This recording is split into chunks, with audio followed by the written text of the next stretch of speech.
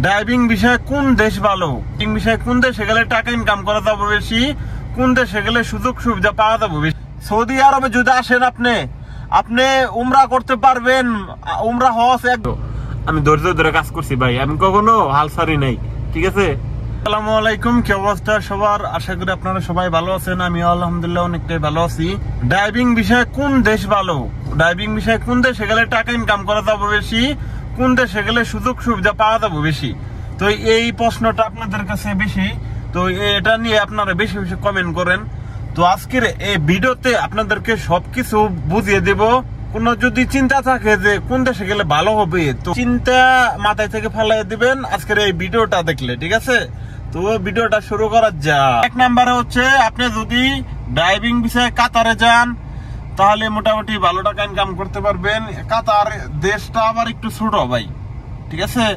কাতার দেশ একটু ছোট, গাড়ি ঘোড়াও কম, মনে করেন যে ভালো টাকা ইনকাম করতে পারবেন মোটামুটি, অতটা বেশি না কমও না। 3 নাম্বারে হইতাছে, আপনি যদি দুবাই যান ড্রাইভিং বিষয়ে তাহলে ভালো টাকা ইনকাম করতে পারবেন। তবে দুবাই সব থেকে স্পিড ক্যামেরা আপনার মানে ডিজিটাল বেশি, ঠিক আছে।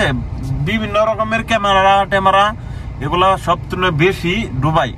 আপনি যদি সৌদি আরবে আসেন ভাই, আমি আপনাদেরকে বলবো আপনার বুদ্ধিটাই ঠিক আছে, আপনার নিজের বুদ্ধি দিয়ে সৌদি আছেন। সৌদি আরবে যদি আসেন আপনি উমরা করতে পারবেন, উমরা হজ একদম ফ্রি করতে পারবেন আল্লাহর রহমতে। অনেকেই তো ভাই উমরা করার জন্য সৌদি আরবে আসে, আর আপনি সৌদি আরবে কাজের জন্য আসেন, আল্লাহ আপনাকে কখনো খালি হাতে ফিরাবো না সৌদি আরব থেকে। ইনশাআল্লাহ আপনি অনেক টাকা কামিয়ে সৌদি আরব থেকে যাইতে পারবেন ভাই।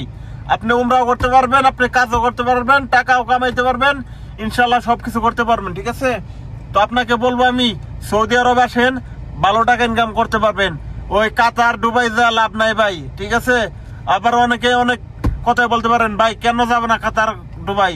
ভাই যান, টাকা উড়াইতে পারবেন, সমস্যা নাই, টাকা কামাতেও পারবেন। তবে ভাই এই সৌদি আরবে আসলে আপনি হজ উমরা করতে পারবেন, অন্য দেশে থেকেও আসতে পারবেন। আবার এরকমও না যে কাতার থেকে দুবাই থেকে আসা যাব না, হ্যাঁ আসা যাব, কিন্তু অনেক কষ্ট, টিকিট ভিসা নিয়ে আইতে হয় এখানে, ঠিক আছে। তো আর আপনি আছেন সৌদি আরবে, আর মক্কা মদিনা তো সৌদি আরবই, তো এখান থেকে টিকিট কেটে, বাসের টিকিট কেটে খালি যাবেন গে ভাই, ঠিক আছে। তো আপনাকে অবশ্যই বলবো সৌদি আরব আসেন, আল্লাহর রহমতে উমরা করেন, হজ করেন, আল্লাহর রহমতে সবার জন্য দোয়া করেন, টাকা ইনকাম করেন, নামাজ পড়েন, মা বাবাকে পরিবারকে সুখে রাখেন, ঠিক আছে। তো এটাই চাই। তো ভাই আমার ভিডিও কারা দেখলো না দেখলো এরা আমার দেখার বিষয় না, আমি যেটা সত্যি সেটাই বলবো, ঠিক আছে। তো আপনারা সাপোর্ট করেন না করেন ভাই, ঠিক আছে। তো অবশ্যই আপনারা আপনার নিজের বুদ্ধিতে চলবেন, তারপরে সৌদিতে আসবেন, ইনশাল্লাহ আপনি ভালো টাকা ইনকাম করতে পারবেন। তো সবাই ভালো থাকবেন। আমি এই যে সৌদি আরবে আইছি, প্রথমে অনেক কষ্ট করছি ভাই, গাড়ি দেওয়ার কাজ করছি, আপনারা দেখছেন অনেকেই, গাইমে একদম ক্লান্ত হয়ে গেছি, গাইমে কাপড় চোপড় নষ্ট হয়ে গেছে ভাই।